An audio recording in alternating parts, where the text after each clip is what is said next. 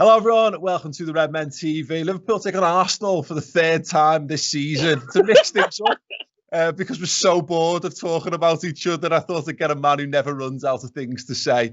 Poet joins me for this one. And he's obviously risking the ire. We had a choice. He either did this naked or he did it in a Bayern Munich shirt. So yeah, he's repping Bayern for this. Mate, how are you feeling? I mean, Arsenal, I guess it was a little tinge of disappointment after the game on Monday, but you guys all seem to be reborn lately with Arsenal. I wasn't even that disappointed. I think I'm a different type of Arsenal fan, apparently, I'm told on Twitter. I just try to be realistic about the things in my life to avoid disappointment. So we're playing the world champions at Anfield. Thiago and Henderson just don't want to turn up today. We don't have the luxury of that in our squad. So 3-1, I'm not disappointed. Unlucky boys. We could have been 2-2 at some points, but we are about 5 seasons behind these guys, man. No problem. Yeah. So, obviously going into this game, do you reckon Arteta changes his thoughts on this game because of how Monday goes? I know most football managers probably don't do that because there's a big load of sports scientists who just shake their head when he says, I want to go really strong. And he's like, no. Yeah, for real.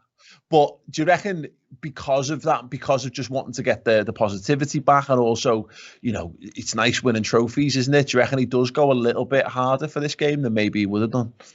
I think he has to. I think we saw the last game. It was men v boys. It was the year 11s versus the year 8s. It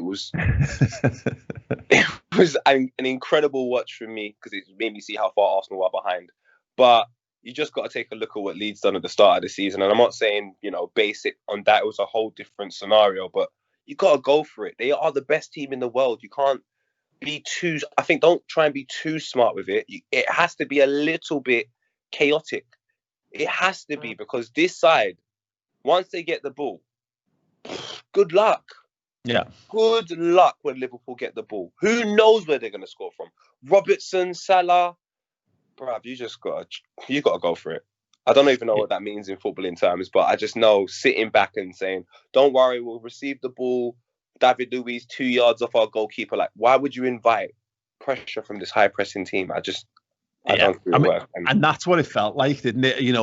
In Liverpool just pushed Arsenal further and further back. And look, to be fair to David Luiz, I was expecting him to be catastrophically shit. I thought he'd never play for you again after that first appearance after restart.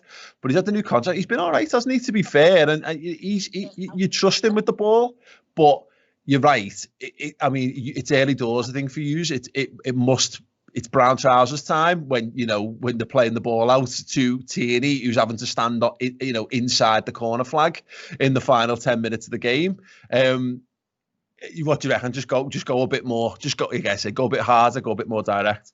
Well, and this is no disrespect to El Neni, great guy. Always see him walking around Carnaby Street with his child. Absolutely love him. But the moment you start El Neni and Xhaka and you start 2-3 yards off receiving the ball from your goalkeeper, you're just basically saying we're hoping for a dope counter and we're going to sit back for the rest of the game. And essentially that actually happened. But I think the naivety in it is it's Liverpool, bro. When we beat them last season, they've won the league. They don't care. They're not that invested in the game. They had about 95% possession anyway. And we won 2-1 and then the Community Shield is just starting. This is the league now. Liverpool take this very serious. They've taken it very serious for 3 years now. I don't think you can go there and say we're going to try and be nice and defensive and cute. It's just not going to work. I think Klopp's too smart. He's already clocked how we played in the past 2 games. They like the diagonal to Aubameyang. That's their main goal for it. If they get the diagonal to Aubameyang and he's got 3 yards on Trent, we've got a problem. That didn't happen once the whole game. Every time Aubameyang got the ball, he had to get it in his own half to a certain extent. And then when he tried to push on, 2-3 guys there, Klopp is a genius, bro. I don't even know how Arsenal win on Thursday. I say just turn up and have a laugh. Well, the Aubameyang stuff's interesting, isn't it? Because he's a big threat. He actually didn't even start the Emirates game after restart, which was we were laugh at it, and then we just pushed the self-destruct button twice. But it's he's a good example of that. I don't think he plays if there's any other team. He doesn't play. He doesn't start in the last round against Leicester. And I don't know that he would, but I just wonder whether there's just something here where he goes, actually, mate, you still, because he is still Am I right? Is it fair to say he's your best player? I would say he's our best player, but I wouldn't start him, man. It's like we've just played that game on Monday. It was a wake-up call for some of them boys, a massive wake-up call. And I think they need some days to recover because it's like you're playing so much football. I don't think anyone has got the ability to play 90 minutes against Liverpool on Monday and then try and play some more contributions on Thursday when you spent half the game chasing the ball. You're going to be knackered. So I reckon we are going to rest a few. And the only problem for me is when we rest a few, the players that we bring are not going to be anywhere near the likes of Thiago who didn't play or Henderson who didn't play or even a little Curtis Jones is amazing. Harvey, like, bruh, I'm not on it, bro. I can't lie, I'm not on it. If your midfield is Curtis Jones, Thiago and Henderson, all three who didn't play on Monday, it's like, so what are we going to do?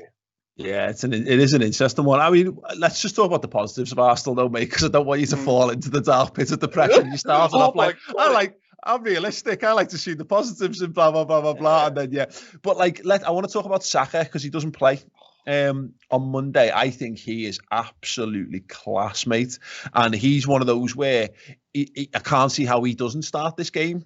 I want him to start, and he will be a difference maker.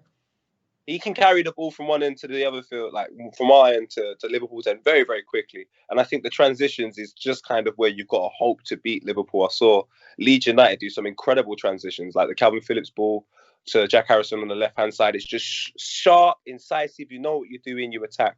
And that's what Arsenal kind of lacked, that conviction on Monday. When we went forward, we were just kind of hoping. And the Lacazette chance comes and it's like, well, if you don't score that, I doubt we're going to get another. So I just hope we're quicker in the transitions. I think with younger players, that's definitely a possibility.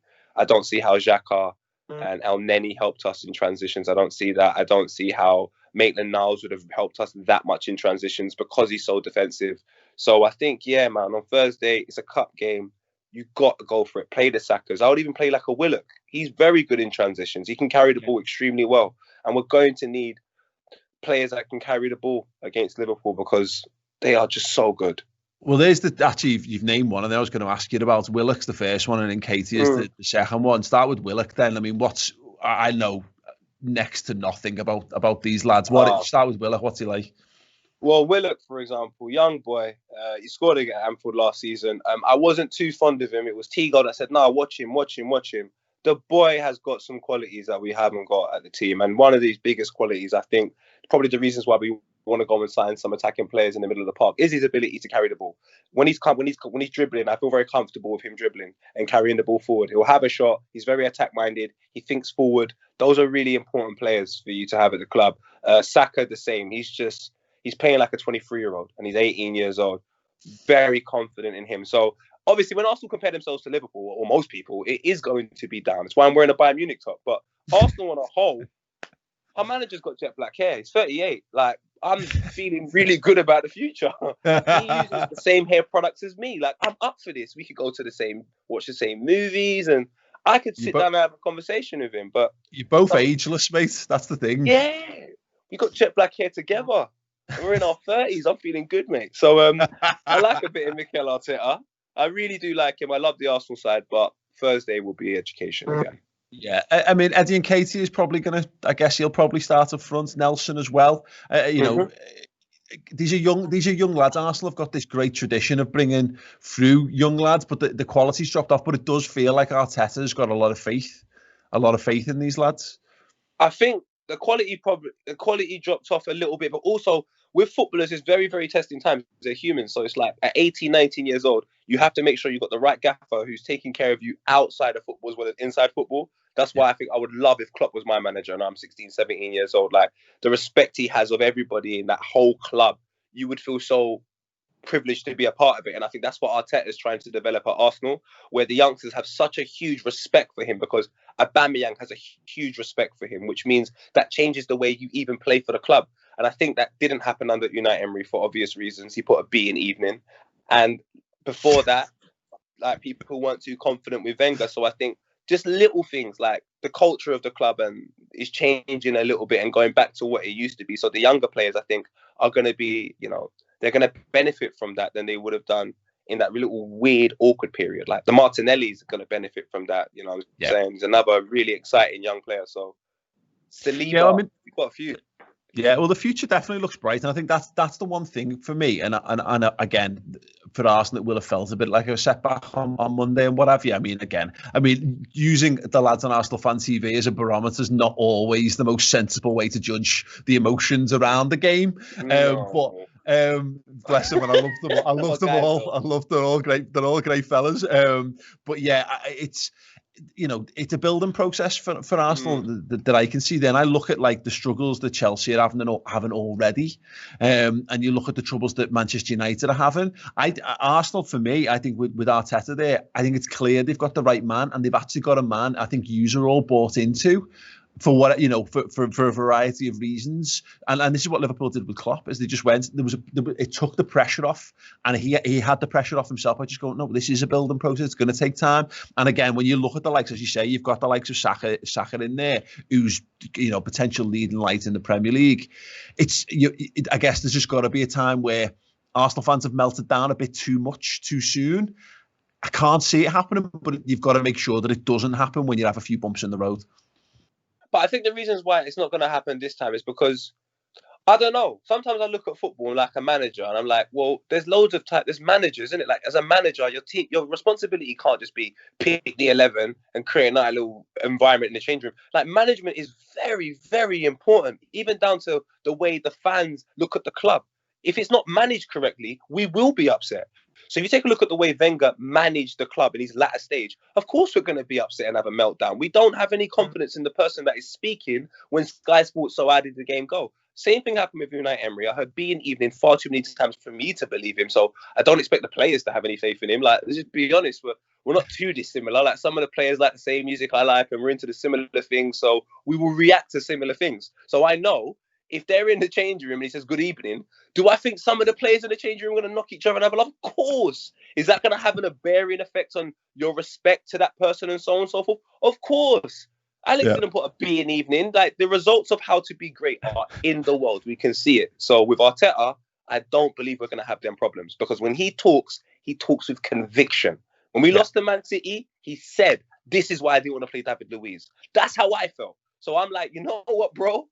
It feels like I'm in that changing room. Every time he speaks with conviction. That's the first thing I loved about Klopp. What I loved about Jose Mourinho. What I love about Alex Ferguson. It's why I don't worry about Man United. Man United, to me, are in a world of problems that they don't understand. I've said it a year ago. Ole Gunnar Solskjaer, when he talks, I don't believe anything.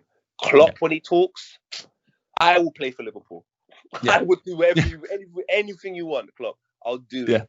I don't feel that way about a lot of managers. But with Arteta, he has jet black hair. So I believe him. Yeah, absolutely. He's got the image. He's got the image on point. I'm genuinely not sure what it's constructed of, if I'm being perfectly honest. I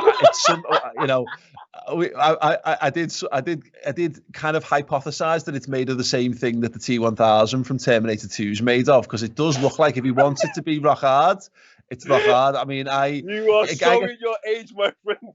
Mate. Yeah, no. I get the impression. I genuinely get the impression. All of us who've been sick throughout this time, and you're in bed for 3 days, 4 days solid, and you've not showered, and you'd all come at the end of it, and you just look like the evolution of man. I reckon he got out of bed after having the Rona and just looked absolute, not a hair out of place. Just. Yeah, it's a man to get behind, isn't it? I love Klopp. Honestly, I do love Klopp. I do love Arteta. I do love managers that talk with conviction. So I'm not saying we're going to be Liverpool. I think Liverpool are the scariest thing I've seen in a while. But I do imagine we're going to be back in top 4, Champions League. I believe in Arteta, even though we're going to lose tomorrow. I believe in him. Oh, mate, I think it's going to be a hell of a game regardless. I mean, you look at the game in the League Cup last year, 5-5 goes to penalties and all that kind of stuff. It wouldn't shock me if we had another one like that, because Liverpool will rotate for this. And I think it's going to be two teams who are going to be testing their conviction. It might just come down to a little bit of quality here and there. And I think if Arteta is a little brave, and I don't know whether he's allowed to be again with the players, whether he just goes Lacazette again or goes Aubameyang again or whatever. It might just give them a little bit of an edge. So I wouldn't rate Arsenal off just too yet. Mates, just quickly then, things are absolutely flying for you. Copper 90 can get in the bin. Poet and Fuse channel is absolutely flying. No, mate, it's good to see you. It's good to see you. You're absolutely killing it.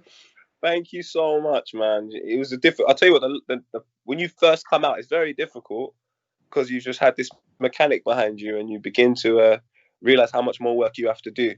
So yeah, it's happy. Got no one there saying no, stop, say that again, say it more clearly. I remember seeing Copper Night. It was amazing, absolutely. Oh, mate, I'll tell you one thing. I don't want to say too much about them. God bless them. I hope they're all right. But it was one of the worst things I've ever done in my life in terms of outside of that building, mate.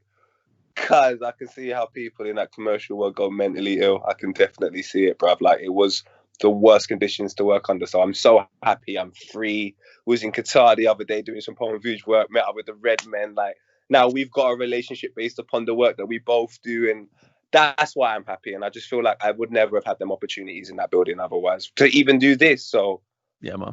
I'm happy, man. I watch you guys. It's like, oh, I want to be on that. Do you know what I mean? So I'm happy. Like, I can do that now through Poem Vuj. It's sick.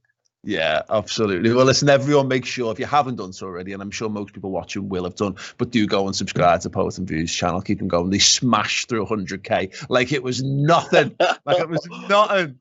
Yeah, so yeah. Onwards and upwards to the next milestone. Listen, mate, we'll definitely catch up again in the season. I'm sure, as it goes, we've probably got to play another 7 more times. So there'll be no shortage of opportunities. But yeah, actually, before you go, Paul, do you want to give us a score prediction? There'll be some goals probably. Let's go for a 3-2 Liverpool, man. But if Arsenal, we could win, but I doubt it. Oh, great! I love that. There you go. At least you're winning the fan base over on this channel, mate. Right, thanks very much to Poet. Have an amazing day, mate. You can get back to bed. Yeah, drop a like on the video. We'll see you guys very, very soon indeed. Ta-ra. Thank you so much.